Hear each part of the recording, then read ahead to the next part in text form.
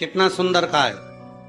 कोई व्यक्ति व्यसन में डूबने लगा, अपना लड़का, अपना बेटा जिसको आप मदिरा के नशे में देखना नहीं चाहते, अपना बेटा, अपना बच्चा जिसको आप व्यसन में नहीं देखना चाहते, और सूचना मिल रही है कि वो व्यसन कर रहा है, नशा कर रहा है। के परेशान हो गए, नशा मुक्ति केंद्र में छोड़कर आ गए, वो नशा छोड़ने को ही तैयार नहीं है। तब नंदी का जो पैर उठा हुआ होता है, उसी पैर के पास में एक छोटी सी कटोरी में जल रखा जाता है। छोटी सी कटोरी में जल, उसमें एक बेलपत्र डाल दिया जाता है।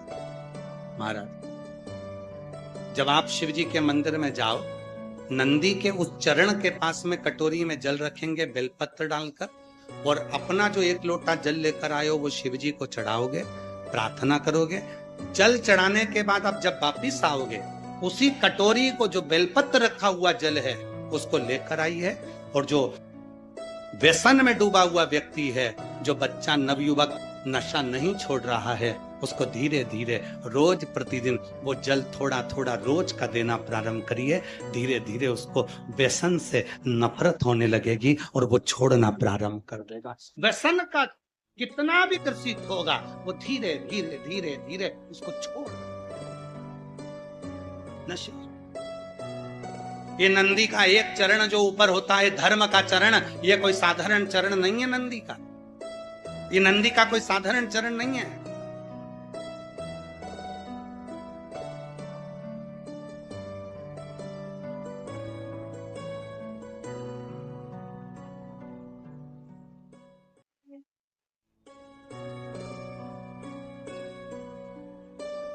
ये नंदी का जो चरण है, जिसका चरण ऊपर की हो रही है, साधारण चरण नहीं।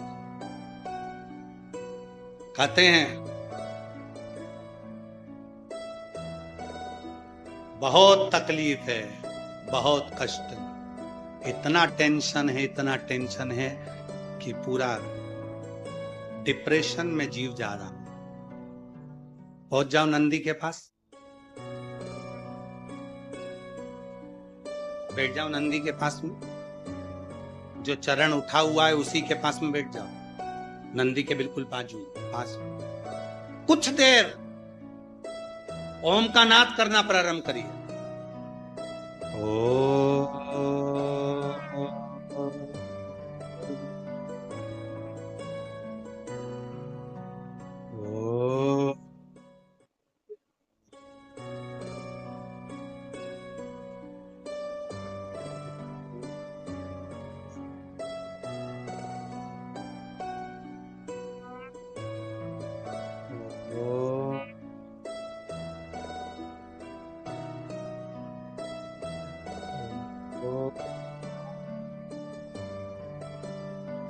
जब हम नंदी के चरण के पास में बैठकर ओम का नाद करते हैं, अभी आप 2 क्षण के लिए, अगर आपके आमने सामने से कोई नहीं जा रहा हो, तो आप बड़े प्रेम से, बहुत भाव के साथ अपना सीधा चरण थोड़ा सा खड़ा करिए, जितने जमीन पर बैठे हैं वो 2 क्षण के लिए बस कर देखिए। 2 क्षण के लिए सीधा चरण आगे करो और 5 बार ओम का नाद कर देखिए।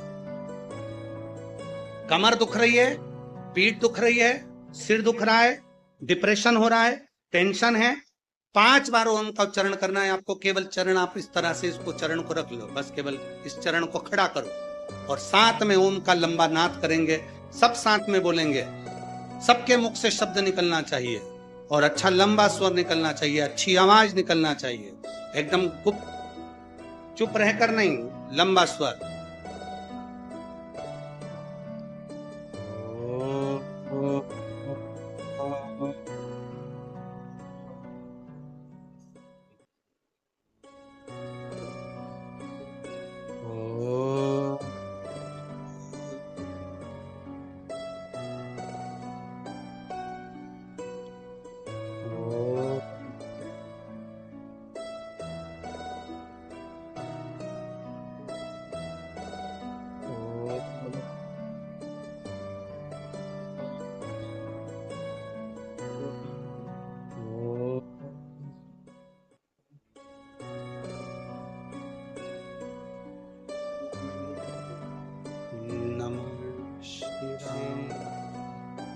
आराम से बैठिए, नेत्र खोलकर स्मरण करिए।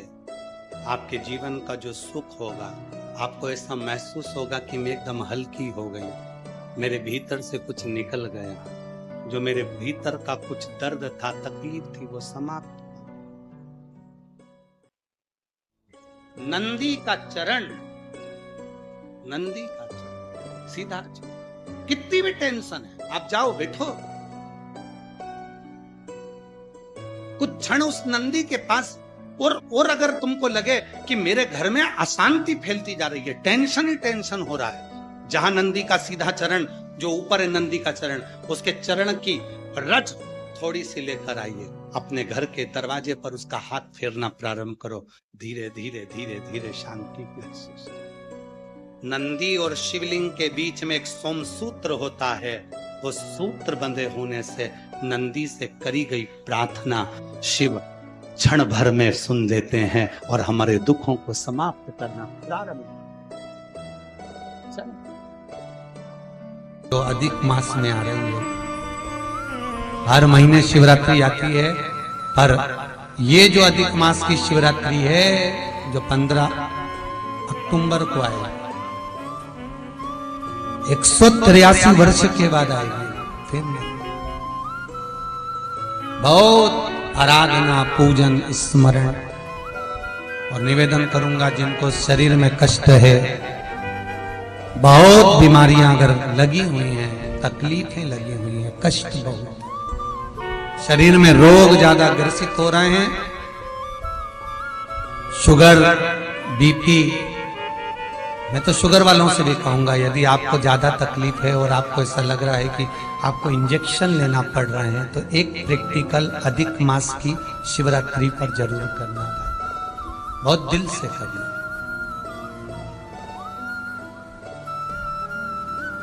108 बेलपत्र, 51 शमी पत्र, 51 शमी पत्र और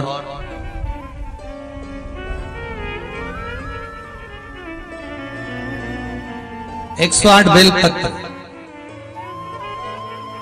51 शमी पत्र, 7 कमल के पुष्प, कमल के पुष्प पर हल्दी लगाना है आपको, पिसी हुई हल्दी, 7 कमल के पुष्प। सबसे पहले 7 कमल के पुष्प समर्पित करना है भगवान शिव को, अपना नाम गोत्र बोलकर। उसके बाद में 51 शमी पत्र और 108 बेलपत्र भगवान शिव को, भगवान शंकर का नाम लेकर, जो आपके रुचि में आ जाए, जैसा आपके मन में आ जाए, जिस भाव से आप भगवान को रिझा लें, उस भाव से भगवान का नाम लेकर शिव को समर्पित करें। ये कमल का पुष्प, ये बेलपत्र, शमी पत्र,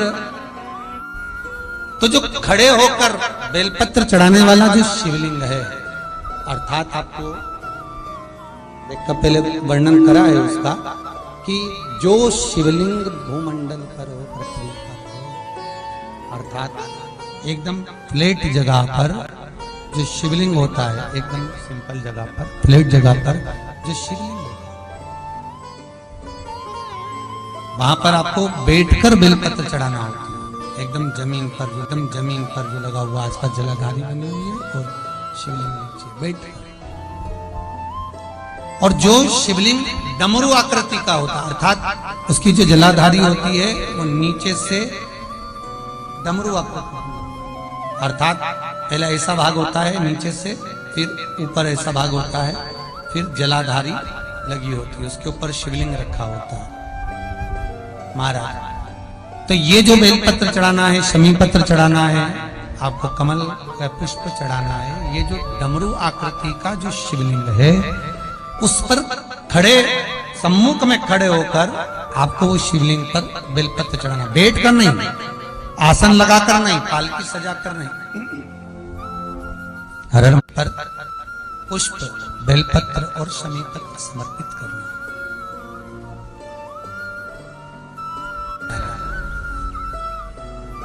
जब चढ़ा दे शिवरात्रि के दिन समर्पित कर दे जब महाराज 15 से 20 मिनट वहां बैठकर शिव नाम का स्मरण करे, शिव नाम का भजन करे, शिव नाम का स्मरण करे और बाद में शमी पत्र और बेल पत्र इन दोनों को लेकर अदाना है। केवल कमल का पुष्प चढ़े रहने देना है। शमी पत्र और बेल पत्र दोनों लेकर आना है। शमी पत्र एक पात्र में जल रखकर उसमें डाल देना है, 51 के शमी पत्र और 108 जो बेलपत्र हैं उसको लेकर आपको बड़े प्रेम से आप धोकर तो लेकर जाएंगे सही, पर एक एक बेलपत्र को आपको भाव से प्रेम से भगवान शिव का स्मरण कर रात्रि के 12 बजे पहला बेलपत्र खाना और बाकी के बेलपत्र रखा जाएगा। फिर घड़ी मिलाना, आराम से 3 या 4 घंटे का गैप हो जाए फिर बेलपत्र को खा लेना। गला पकड़ रहा है उसको देखिए। राधे हर हर महादेव, हर हर महादेव।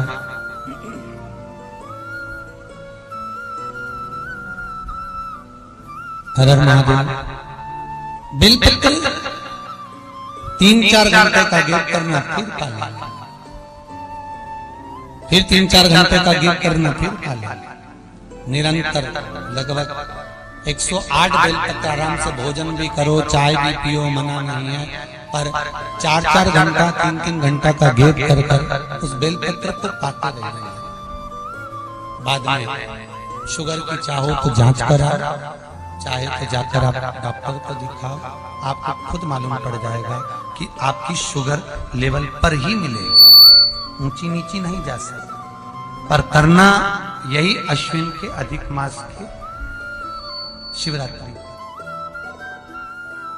ऐसा शिवरात्रि जिंदगी पर्यंत नहीं मिल सकती। दुनिया में घूम आए उसके बाद भी सुख नहीं मिला, तो एक बार अश्विन महीने की इस अधिक मास की शिवरात्रि का भी उपाय कर देखना। शायद मुझे उम्मीद है जिंदगी भर तो दुख झेलोगे नहीं, सुख इतना झेलोगे, सुख का अनुभव इतना होगा कि दुख कहां गया मालूम ही नहीं पड़ेगा। ये मुझे उम्मीद है। मेरे विश्वनाथ की कृपा अगर हो गई, बस उसका अनुमोदन करो, उसका स्मरण। 5 बेर बोर जो खाते हैं, खाते हैं ना बेर जो बाजार में आते हैं, बोर जो आते हैं खाने वाले, 5 बेर, 5 जौ जानते हो, वो जौ हवन में डलती है, 5 जौ, 5 श्वेत पुष्प,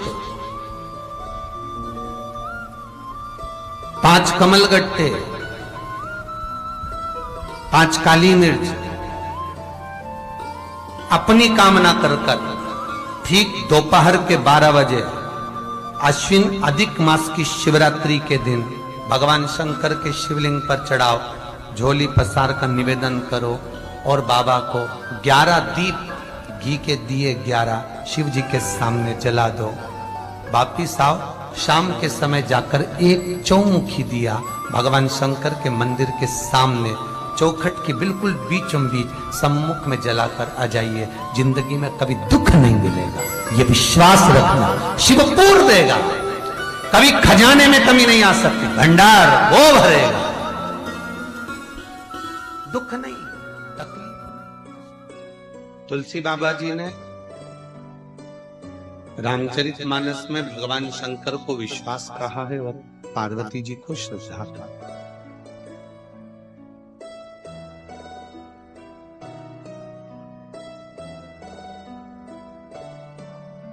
विश्वास कब जागेगा? जब आप किसी के प्रति पूर्ण समर्पित हो।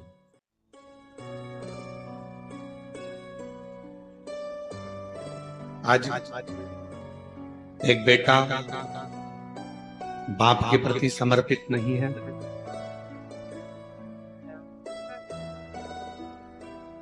बच्चे माता पिता के प्रति समर्पित नहीं है, भाई बहन के प्रति समर्पित नहीं है, भाई भाई के प्रति समर्पित नहीं है। जब तक एक दूसरे के प्रति समर्पण का भाव नहीं आएगा, तब तक हमारे जीवन में विश्वास की प्रधानता नहीं है।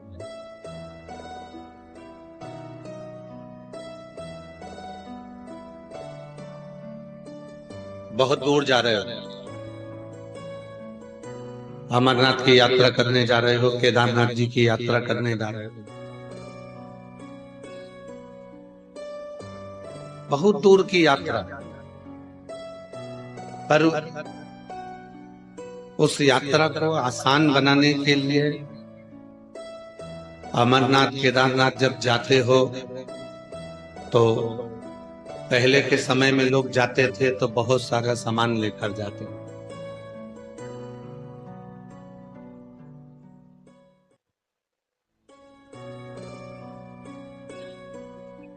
तो चिल्ला रहे हैं।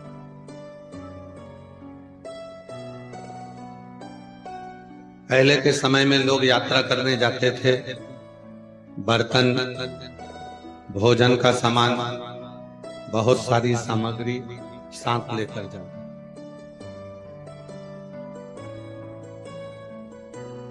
अब लोग यात्रा करने जाते हैं तो बर्तन साथ लेकर नहीं जाते। अब लोग यात्रा करने जाते हैं तो भोजन का सामान, आटा, चावल, दाल साथ लेकर नहीं जाते। पहले लोग यात्रा करने जाते थे तो अपने साथ में कपड़े भी, सोने के लिए बिस्तर भी, बहुत सारा गादी, तकिया, ऐसा बहुत सारा बिस्तर लेकर जाते। पर अब लोग अपने साथ में ना तो बिस्तर लेकर जाते हैं, ना भोजन का सामान लेकर जाते हैं, ना बर्तन लेकर जाते हैं। आज के समय में लोग यात्रा करने जाते हैं तो केवल जेब में 500 के नोट की गड्डी लेकर जाते हैं। बाबा जी, जेब में गड्डी है तो तुम जिस यात्रा को करने के लिए जा रहे हो वहां तुम्हें बिस्तर भी मिल जाएगा, कमरा भी मिल जाएगा, भोजन भी मिल जाएगा, वहां आपको सब कुछ प्राप्त होगा। हाँ, भोजन भी मिलेगा, कपड़े भी, बिस्तर भी, बर्तन भी मिलेंगे, सब कुछ, हर चीज वहां प्राप्त होगा। कब? अब तुम्हें ना तो कपड़े ले जाना है, ना बिस्तर ले जाना है, ना बर्तन ले जाना है, ना भोजन ले। केवल जेब में 500 के नोट की गड्डी रखो, यात्रा पे निकल जाओ, कमरा मिलेगा, बिस्तर मिलेगा, भोजन मिलेगा, वस्त्र मिलेगा, सब कुछ यात्रा में मिलेगा। सब बस शिव पुराण की कथा यही कहती है, जैसे यात्रा करने के समय पर जेब में 500 के नोट की गड्डी हो तो सारी सुविधा मिल जाती है, उसी तरह अगर जीवन में जीवन की यात्रा कर रहे हो, संसार की यात्रा कर रहे हो, परिवार की यात्रा कर रहे हो, तो अपने दिल में शिव नाम की गड्डी को बनाकर रखना, तो सारे मार्ग सुलभ होते। सारे इन मार्गों की सुलभता शिव नाम में, भगवान शंकर के नाम में मंत्र में। और जो जैसी भावना वो वैसा ही नहीं खाए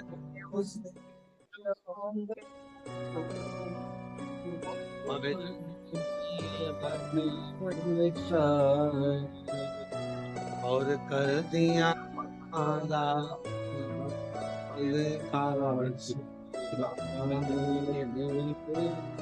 लुटा दिया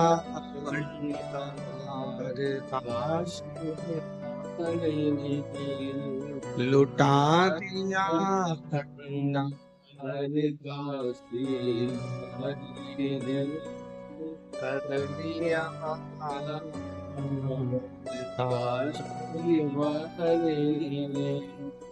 यात्रा पे निकलते समय अपनी जेब में पैसे की गड्डी होती है, मार्ग सुलभ हो जाता है। संसार की यात्रा कर रहे हो, परिवार की यात्रा कर रहे हो, कुटुंब की यात्रा कर रहे हो, रिश्तों की यात्रा कर रहे हो, नातों की यात्रा कर रहे हो। जब सारी यात्राएं आप करते हो तब अपने हृदय में शिव नाम की गड्डी का होना, भगवान शंकर के नाम की गड्डी का होना, शिव नाम का होना, भगवान शंकर के नाम की गड्डी का होना जरूरी, शिव मंत्र का होना। एक महिला बैठी है जिसके पति ने पत्नी से कहा कि तू कहती है कि सियोर वाला बाबा कहता है कि अगर पार्थिव शिवलिंग का पूजन करो और जो मांगो वो मिलता। पति पत्नी दोनों आपस में बात करें और पत्नी ने पति से कह दिया, पत्नी ने पति से कह दिया 13 जून को सियोर वाला बाबा अभिषेक करा रहा है ऑनलाइन।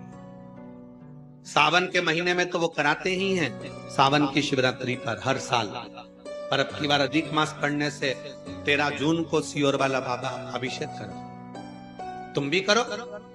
पति ने कहा, सियोर वाले बाबा ने कहा है कि बेलपत्र और चावल का दाना रख लो और कार्य हो जाएगा। क्या ये सत्य हो सकता है? पत्नी ने कहा, अगर विश्वास है तो भगवान क्यों नहीं करेगा। आज उस पत्नी का पत्र आया,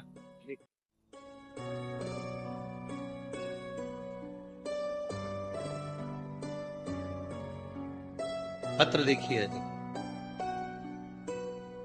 मैं पूजा देवी, पति गोपाल कुमार, एसडीएस कॉलेज, भगवान बाजार, छपरा, सारण से आई। कहीं बैठी हो तो हाथ हिला सकते। मैं पूजा देवी, पति गोपाल कुमार, मैं एसडीएस कॉलेज, भगवान बाजार, छपरा, सारण से आई। गुरुदेव, मैं यहाँ केवल 13 जून को अधिक मास के शिवरात्रि पर कराए गए अभिषेक का चमत्कार बताने के लिए आई। अधिक मास की शिवरात्रि को 13 जून को जो अधिक मास की शिवरात्रि पर कराए गए अभिषेक का चमत्कार बताने के लिए आई। गुरुदेव, मेरी जिंदगी बहुत तकलीफ से गुजरी थी। मेरे पति सरकारी नौकरी की तैयारी कर रहे थे, ना जाने उन्हें कितने फार्म भरे होंगे पर उनकी किसी में भी सिलेक्शन नहीं है। ऐसा कोई काम नहीं होगा जो मेरे पति ने किया नहीं होगा। एक काम करते फिर दूसरा पकड़ते, दूसरा करते फिर तीसरा पकड़ते, एक एक जगह उनका स्थिर परमानेंट का काम नहीं हुआ। फिर मेरी माँ ने आपकी कथा के बारे में बताया, सब जगह से हार गए गुरुदेव, कोई रास्ता नहीं नजर आ रहा था।